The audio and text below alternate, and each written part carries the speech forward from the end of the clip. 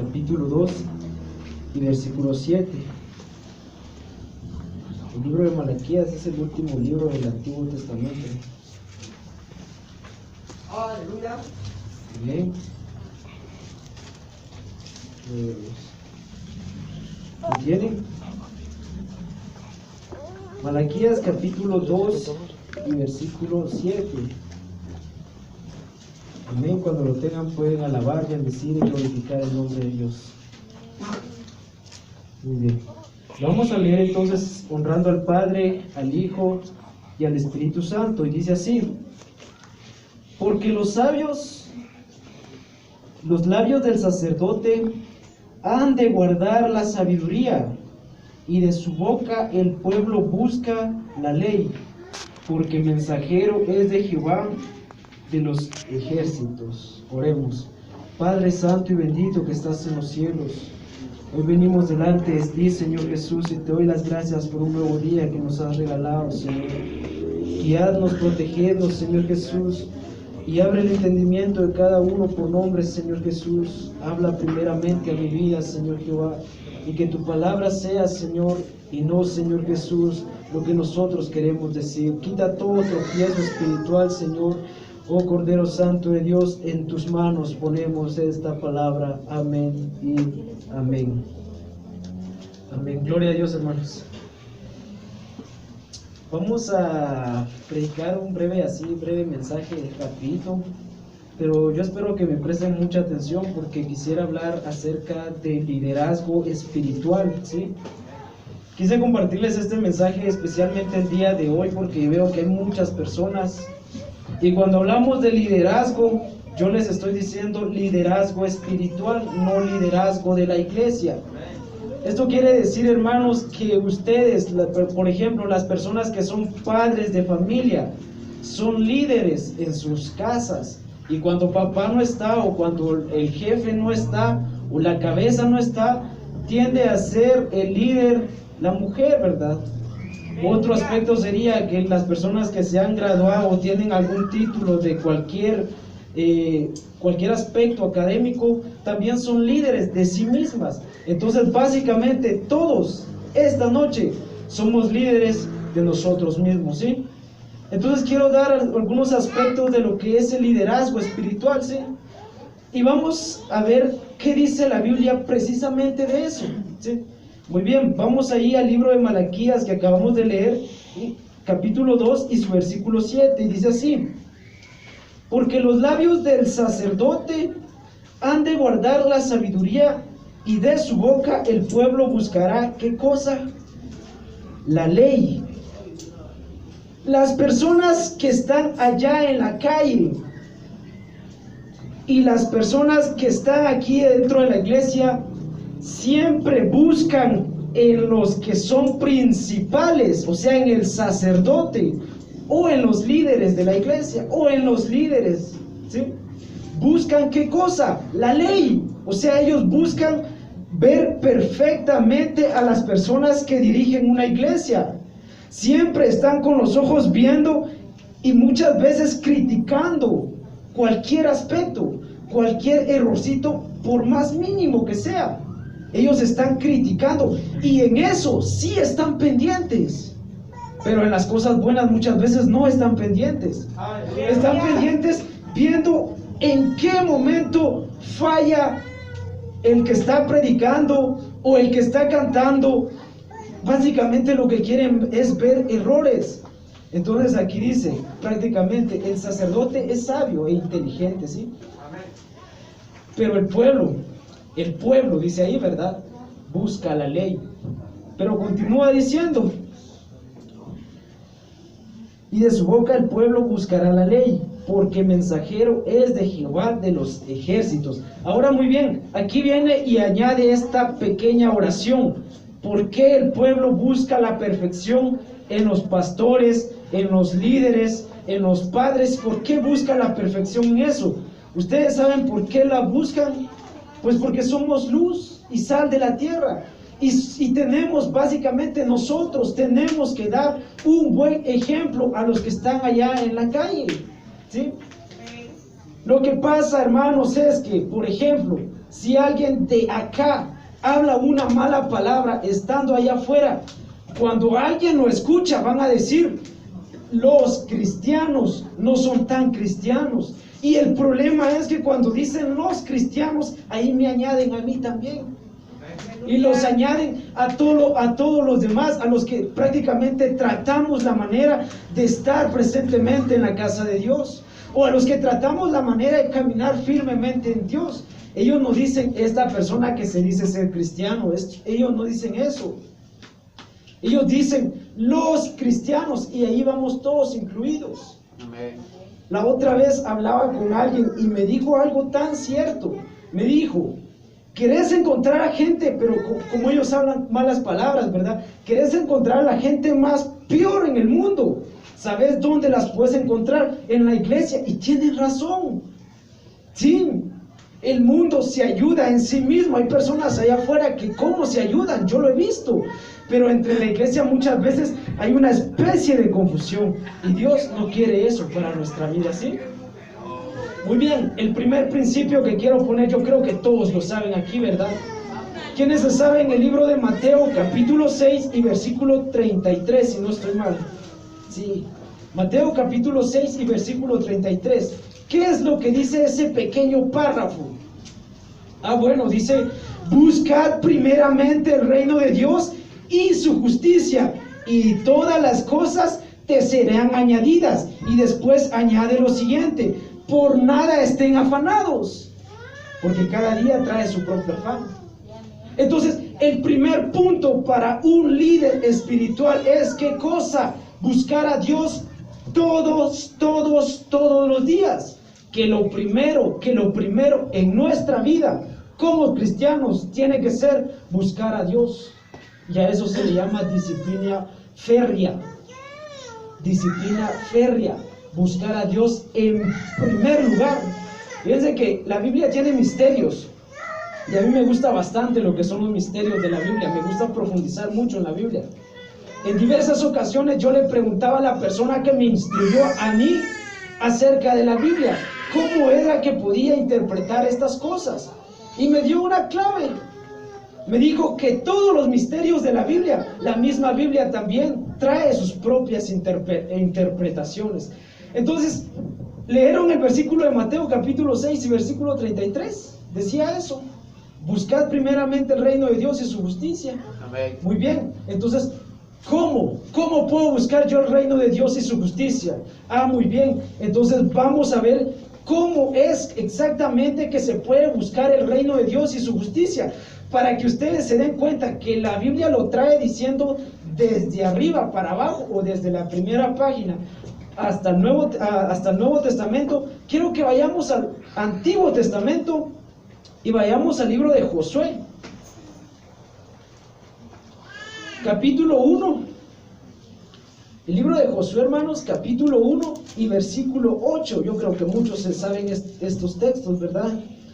Dice así: nunca se apartará de tu boca este libro de la ley, sino que de día y de noche meditarás en él, para guardar las cosas conforme a todo lo que está escrito. Pero en el primer párrafo dice, nunca se apartará de ti este libro de la ley, ¿sí? Nunca nosotros nos debemos apartar de los principios que están escritos en la Biblia. Si una persona no lee la Biblia, si una persona se ha alejado de la Biblia, déjenme decirle, hermanos, que ustedes se han alejado de Dios. Amén. Increíble, pero si ustedes dejan la Biblia, ustedes dejan a Dios. Si ustedes no leen su Biblia, ustedes no son cristianos. Continúa diciendo, ¿verdad? Dice,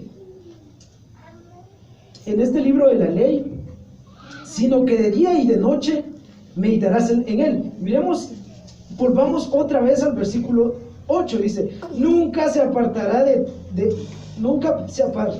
de tu boca este libro de la ley, sino que de día y de noche meditarás en él. Básicamente, hermanos, lo que quiere decir es que ¿cómo debemos buscar a Dios primeramente? Bueno, pues de día y de noche. De día y de noche. Eso es lo que quiere decir. Pero muchos vienen y ponen su pretexto, ¿verdad? Ah, no, hermano, es que lo que pasa es que yo trabajo y tengo que entrar a las 7 en punto. Pues te levantas a las 6, ¿sí? Y si tienes que entrar a las 6, pues te levantas a las 5. Pero tienen, o sea, una persona que está al frente de algo, tiene la obligación de buscar a Dios de día y de noche. Y en la noche, ¿qué dicen? Bueno, pues ya llegué cansado. De día y de noche. Vuelve a repetir, de día y de noche. Si no lo hacen, hermanos, ustedes no pueden conocer los principios de Dios. Yo he visto mucha gente, es que existe una cantidad de cristianos, hermanos, y están divididos por serie. ¿Saben? El día jueves, este jueves que viene, vamos a estar enseñando acerca de la iglesia cristiana, la historia de la iglesia cristiana, ¿sí? Y existen cristianos que son por convicción, existen cristianos que son por arrepentimiento, existen una serie de cristianos que ustedes no se imaginan, hermanos. Y sí son cristianos. El único problema es que no conocen a Dios. Muchas veces no conocen a Dios. Pero ¿cómo vamos a conocer a Dios? Bueno, pues buscándolo de día y de noche. De día y de noche. De día y de noche, ¿sí? No hay peros para esto, porque si nosotros ponemos un pretexto, entonces estamos haciendo ¿qué cosa? Poniendo a Dios como segundo lugar. Estamos haciendo eso. Rápidamente, como primer punto, no separarnos de la Biblia, ¿verdad? Segundo punto, el capítulo de Reyes. Primera de Reyes, capítulo 19 y versículo 11. Dice así, 19:11. ¿Lo tienen? Primera de Reyes, capítulo 19 y versículo 11. Y le dijo, sal afuera y ponte en el monte delante de Jehová. Y he aquí Jehová pasaba, y un grande y poderoso viento que rompía los montes y quebraba las peñas delante de Jehová. Pero ¿qué cosa? Pero Jehová no estaba en el viento, y tras el viento un terremoto, pero Jehová no estaba en el terremoto. Añade lo siguiente, versículo 12. Y tras el terremoto un fuego, pero Jehová no estaba en el fuego, y tras el fuego un símbolo, un silbido, apacible y delicado. Allí estaba Jehová. Aleluya. Mire pues, el profeta Elías acababa de tener un debate grandísimo con un montón de profetas malos. Y el profeta Elías les había ganado a todos los profetas, ¿verdad? Es una historia de escuela dominical, creo que se la saben, ¿verdad? Entonces, les había ganado a un montón de profetas, pero alguien lo amenazó y se fue a esconder, como muchas veces nos pasa a nosotros, ¿verdad? Y estando él escondido, ¿saben qué quiso hacer? Sentir a Dios. Él quería sentir a Dios. A mí alguna vez me pasó, yo quise sentir a Dios. Y entonces cuando quiso sentir a Dios, déjenme decirle, hermanos, que Dios no es un sentimiento. Dios no es un sentimiento, ¿sí? Entonces, en el momento en que quiso sentir a Dios, Dios le dice, sal afuera. Y cuando salió afuera, dice que vio un gran viento que soplaba, que partía las montañas. Imagínense, hermano. Elías estaba en una montaña, en la cúspide de una montaña, y desde arriba él miraba que un viento soplaba, y cuando soplaba se abrían las montañas. Así, mire, ¿se imaginan ver eso? Y detrás de ese viento dice que un gran temblor, pero así grandísimo, que se imaginan el gran temblor, que los árboles se movían y algunos se caían, pongámoslo así. Pero Jehová no estaba ahí. Muchas veces Dios no está en todo ese ruido que nosotros escuchamos. No está en todo ese ruido que nosotros escuchamos. Dios está en el silencio. Allí es donde nosotros conocemos a Dios. ¿Qué fue lo que pasó con Elías? que Elías, en el momento en el que estuvo en esa cueva, Dios lo preparó. Y es básicamente lo que los líderes o las personas necesitamos: prepararnos para lo siguiente, ¿sí? Prepararnos para pasar a un nuevo nivel, prepararnos para algo más, ¿sí? Porque eso era lo que Dios quería, mostrarle cosas a Elías. Por ejemplo, leímos el libro de Josué, ¿verdad? ¿Qué pasaba con Josué? Fíjense que Josué acababa de recibir la estafeta de Moisés. ¿Saben ustedes qué es una estafeta? Se los dejo de tarea, investíguenlo. Acababa de recibir la estafeta de Moisés. Y en ese momento Josué estaba, yo me imagino que estaba planeando cómo ir a la guerra, estaba planeando a quiénes soldados iba a distribuir de este lado, a cuáles iba a distribuir de este otro, y así estaba él maquinando en su mente. En el momento viene Dios y le dice: no, Josué, no es así, no es con armas ni con escudos, sino con mi Santo Espíritu. Aleluya. No es así, Josué. Le dijo básicamente: no es así. ¿Cómo lo vas a vencer? Buscándome de día y de noche, buscándome y estando en tu presencia de día, en la presencia de Dios, de día y de noche. En ese momento es el que nos da la llave. ¿Para qué cosa? Para que podamos hacer cosas extraordinarias. Muchos se preguntan que por qué no encuentran trabajo, o por qué las cosas les salen mal. Pero yo les hago una pregunta, y no levanten la mano, ¿sí? ¿Cuántos de ustedes oraron antes de salir de su casa? No levanten la mano, hermanos. Pregúntenselo a ustedes mismos, ¿cuántos oraron? Y el problema es que cuando oramos apenas 3 minutos, si mucho. Algunos dicen: bueno, te digo lo mismo que te dije ayer, ¿verdad? Entonces así no funciona, hermanos, así no funciona. En primer lugar tienes que buscar a Dios, ¿sí? Como segundo lugar, te tienes que preparar, ¿sí? ¿Y cómo te preparas? Entre los desiertos que pasamos, en el silencio, vamos a conocer lo que es la voz de Dios, ¿sí? Muy bien, vamos a ir al libro de Jeremías, capítulo 53, como cuarto punto. Jeremías capítulo 23 y versículo 18. Dice así: porque ¿quién estuvo en el secreto de Jehová? El Espíritu Santo pregunta a todos los que están el día de hoy aquí: ¿por qué? ¿Quién estuvo en el secreto de Jehová y vio y oyó sus palabras? ¿Quién estuvo atento a su palabra y la oyó?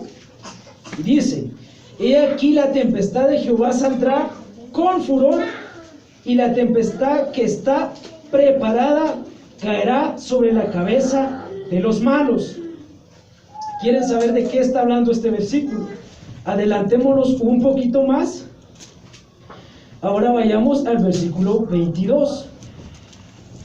Dice: pero si ellos hubieran estado en mi secreto, habrían hecho oír mis palabras a mi pueblo, y lo habrían hecho volver de su mal camino y de la maldad de sus obras. El problema aquí es que lo que pasa es que a Jeremías se le llama el profeta Chión, porque a Jeremías tuvo que ver con sus ojos, hermanos. Tuvo que ver con sus ojos la cautividad y el exilio del pueblo de Israel.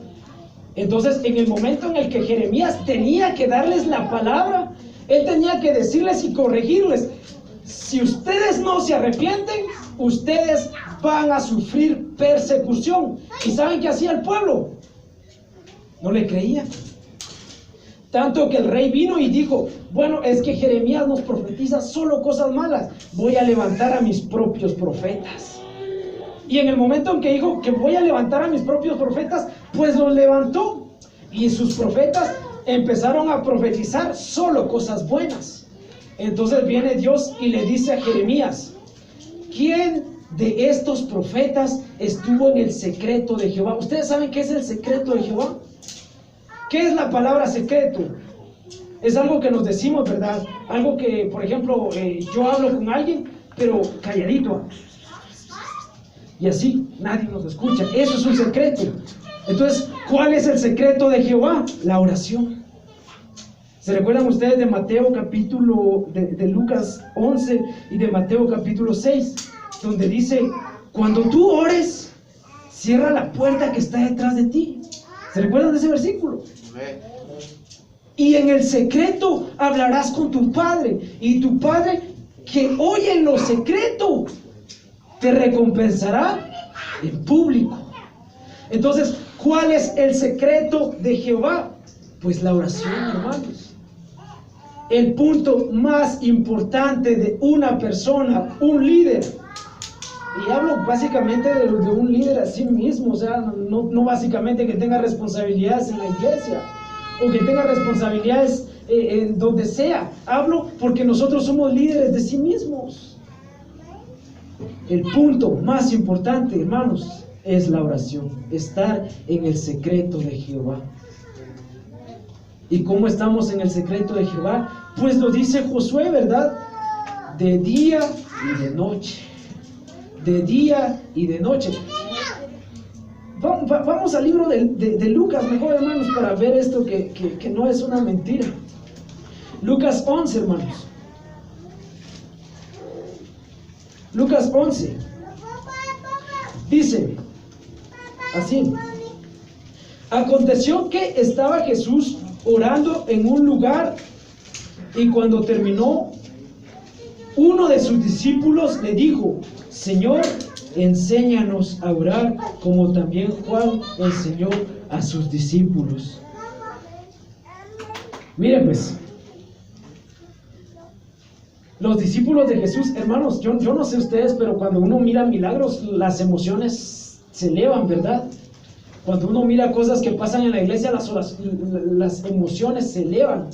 Y entonces, al ver a Jesús, sus discípulos, que Jesús, en el momento en que tocaba a alguien, ¡pum!, sanaba. En el momento en que decía una palabra, ¡pum!, se hacía. Entonces, ellos estaban impresionados de eso.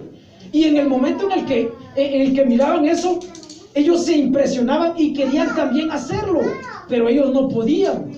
Entonces, en el momento en el que vieron eso, vienen y le dicen a Jesús: Jesús, enséñanos cuál es tu secreto.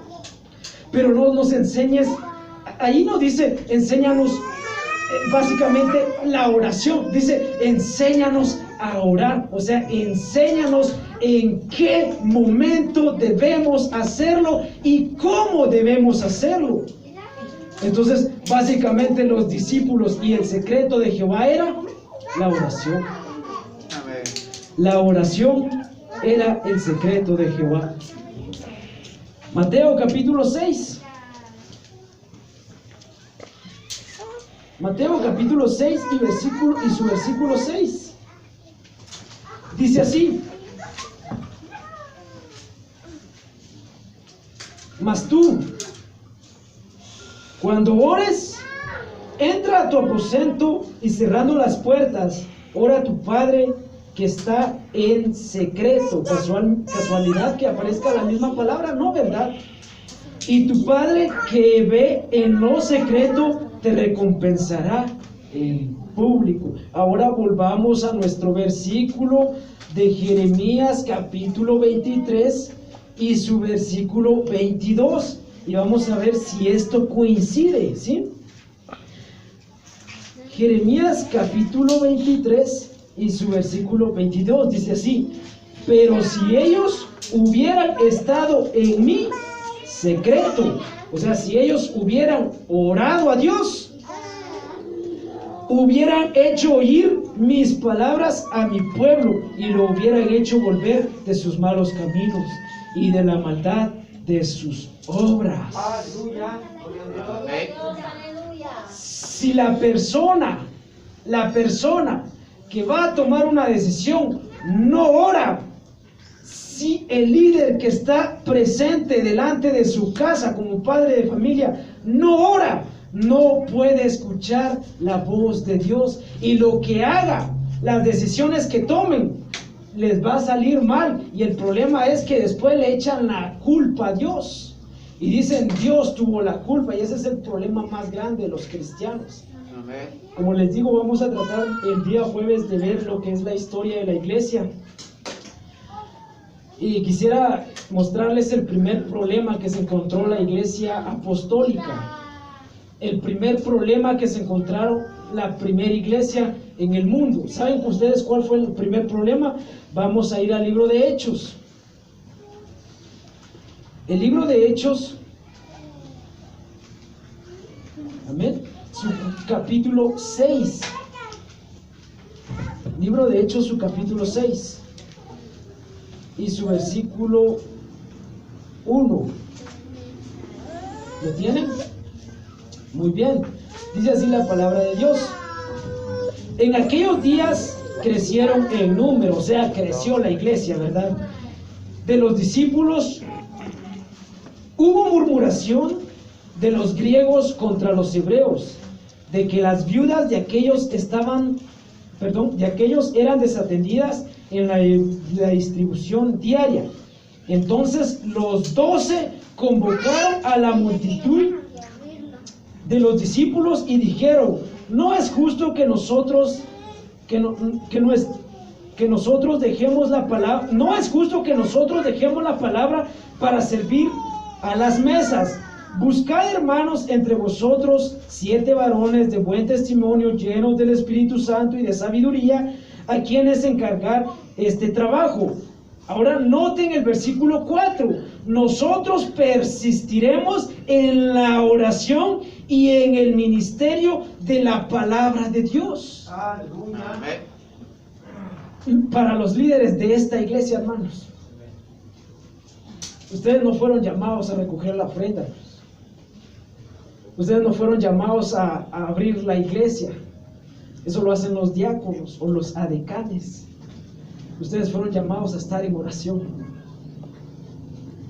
¿Cómo se mantiene una iglesia? ¿Cómo se mantiene un pastor? Firmemente en la oración.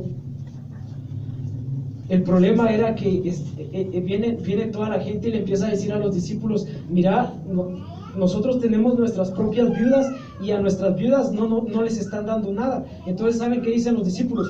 Nosotros no nos tenemos que encargar de las viudas. Ustedes busquen a varones perfectos, íntegros, sabios y de buen testimonio, y pónganlos a ellos que atiendan a las viudas.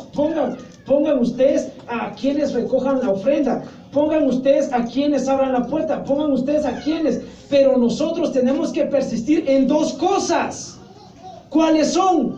La oración y la palabra de Dios. Aleluya. La palabra de Dios, hermanos. ¿Cómo se recuerdan ustedes de cuando Jesús viene y les dice a sus discípulos: este género no sale, esta generación no sale más que ¿con qué? Con ayuno y oración. Entonces, amada iglesia, en el amor de Cristo, el próximo sábado de aquí creo que este sábado que viene, no, el próximo, vamos a continuar con esto, ¿sí? ¿A qué fuimos llamados, hermanos? A estar de rodillas delante de Dios. A estar de rodillas delante de Dios. Ahí hay un dicho allá afuera que yo lo siento algo vulgar, pero muchos lo usan. Dicen: el que no ayuna, el diablo se lo desayuna, ¿verdad? Y el que no ora, el diablo se lo devora. Eso dicen por ahí, ¿verdad? Yo, como les digo, yo lo siento muy vulgar, pero básicamente nos insta a que oremos, hermanos. Amén. El versículo que a mí me retó a orar, se los voy a decir más adelante algún día. El versículo que a mí me retó a orar, hermanos, a ser una persona de oración, fue cuando Jesús viene y les dice a sus discípulos: no pudieron orar ni siquiera 1 hora. Ni siquiera 1 hora, les dice. Los dejé aquí y ustedes no pudieron orar ni siquiera 1 hora. Entonces esto nos da la certeza, la iniciativa y el punto específico de que debemos orar una hora, y se dan cuenta de que en el libro de Josué decía en la mañana y en la noche. Entonces tiene que ser una hora en la mañana y una hora en la noche. ¿Quiere ser un buen cristiano? Consejo sano. Pongámonos de pie y vamos a dar por concluido este mensaje. Amén.